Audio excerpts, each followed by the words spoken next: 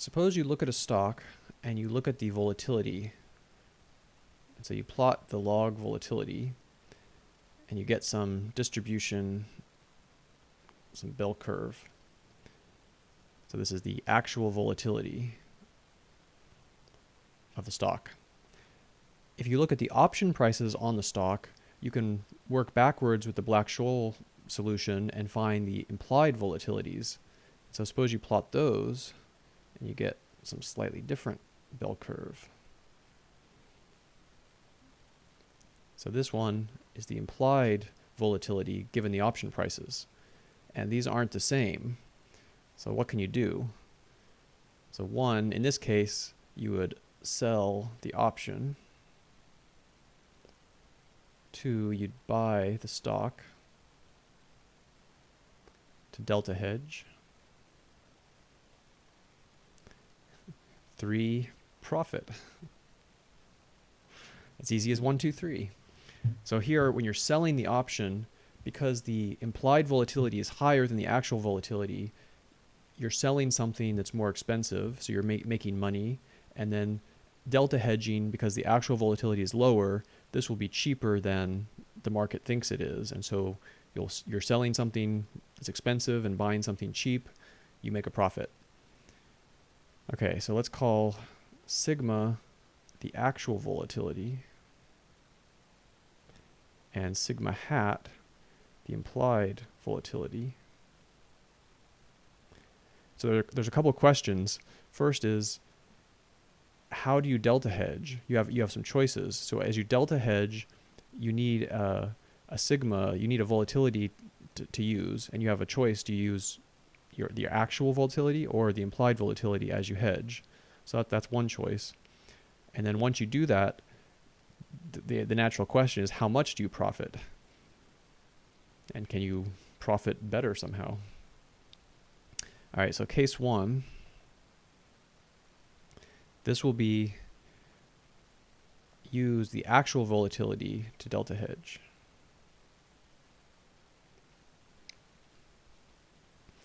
And so in this case, we have VI is greater than VA. So this is the option price using the implied volatility in the marketplace is higher than the option price using the actual volatility.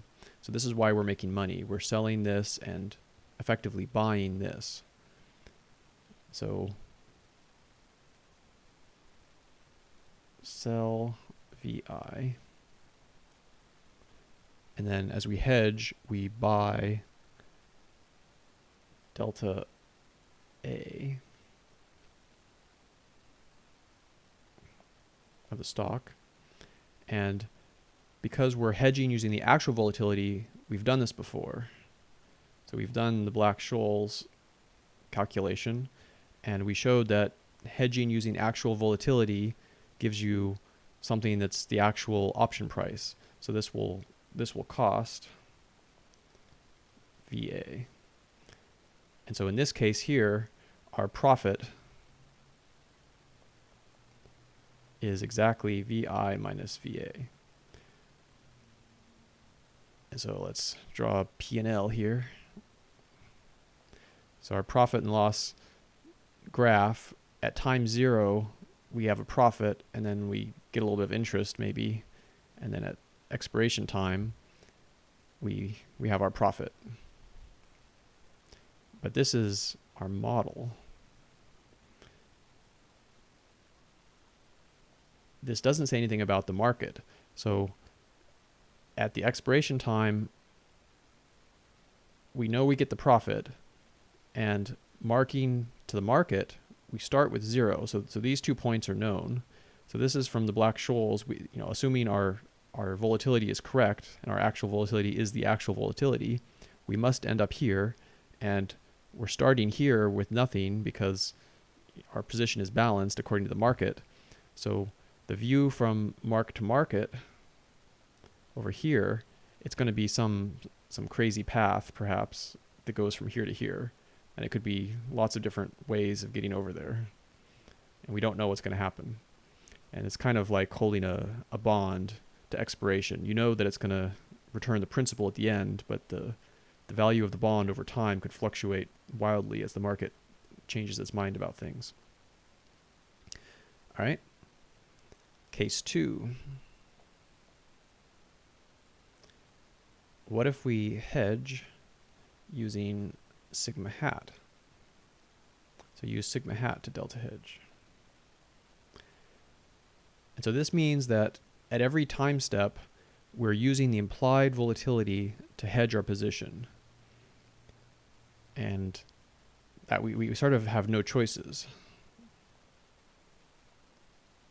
We don't need sigma anymore.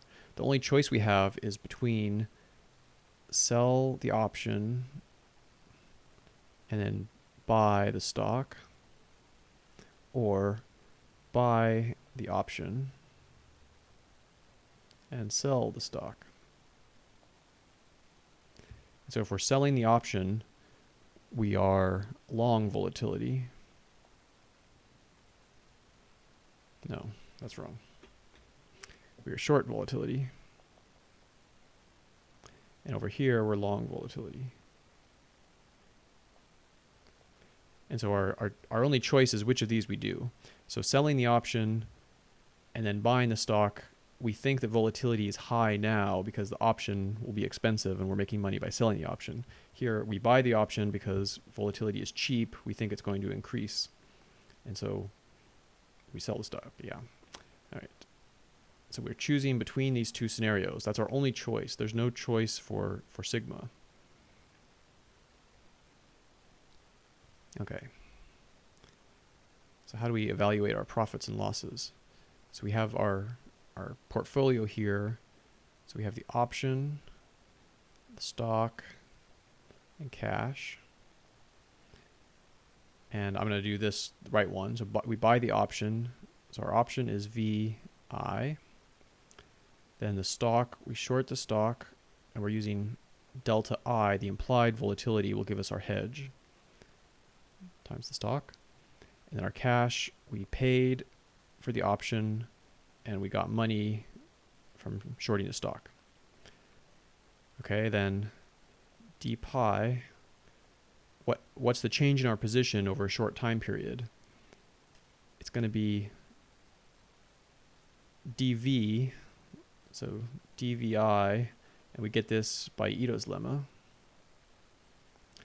And what's that going to be? It's going to be partial with respect to time dt plus partial with respect to s ds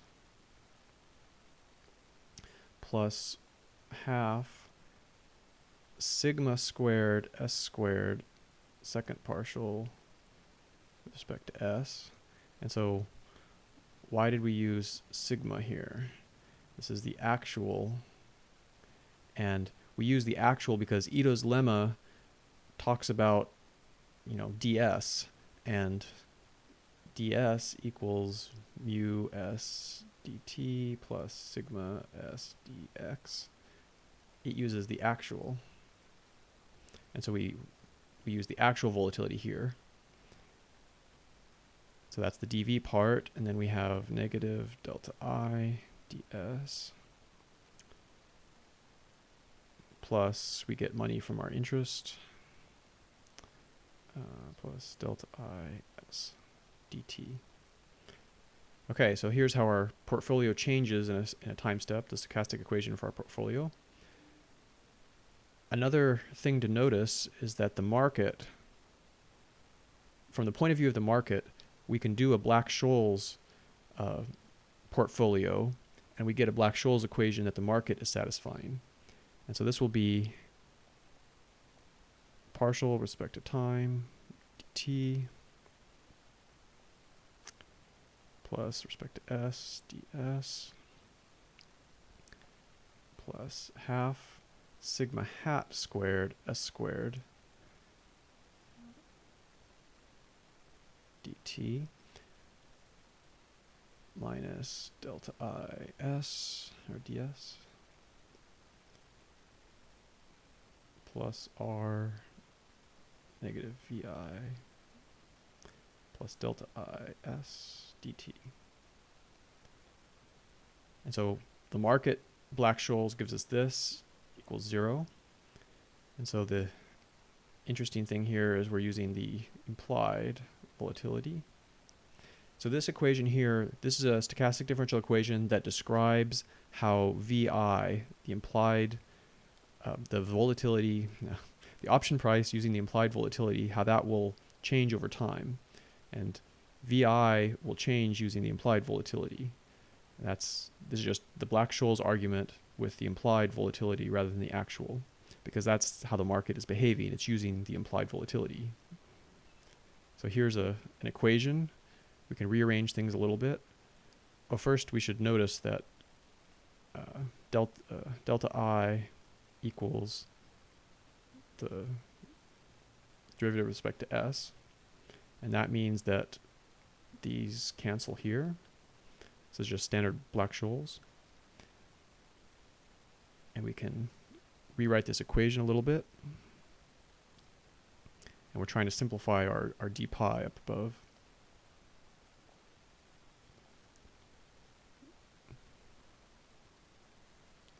I'm just moving the r over here. S dt equals -1/2 sigma hat squared s squared second s squared dt. That looks right. So I'm just rewriting this, moving the equation around. And now, if you notice in d pi, I have the dt term. These two are going to cancel. And then I have the r term. And so here I have the dt and the r term. And so I can plug these in and get a new d pi. So d pi equals what's left over here is the actual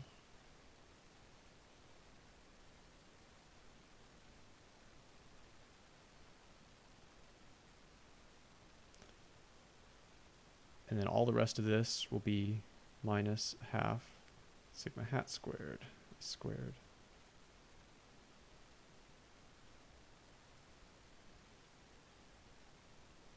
Or in other words, 1/2 sigma squared minus sigma hat squared s squared gamma I dt. So this is just the definition of gamma as the second derivative here. And so this one, this is our daily profit. So if we guessed correctly that volatility is going up or down during the day, then we have this profit that is non-deterministic, so there's no dx, so no dx or ds, and so gamma and s will change over time, but this will not be too stochastic.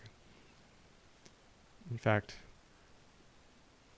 it'll be positive too, because our actual volatility is higher than the implied volatility, and we bet correctly. So every day we're making money, and this is how much. But because S and gamma are changing, our P&L here over time is going to start at 0, and it's not always going to end up at the same point. It's going to increase and level out at different points. They should never actually be going down. I'm just not very good at drawing. And so there'll be different profits we'll get at the end, but our path to getting there will be nice, monotonically increasing profits over time for this delta hedging strategy. That's pretty cool. So what we've done is we showed how if implied and actual volatilities are different, we can make profit.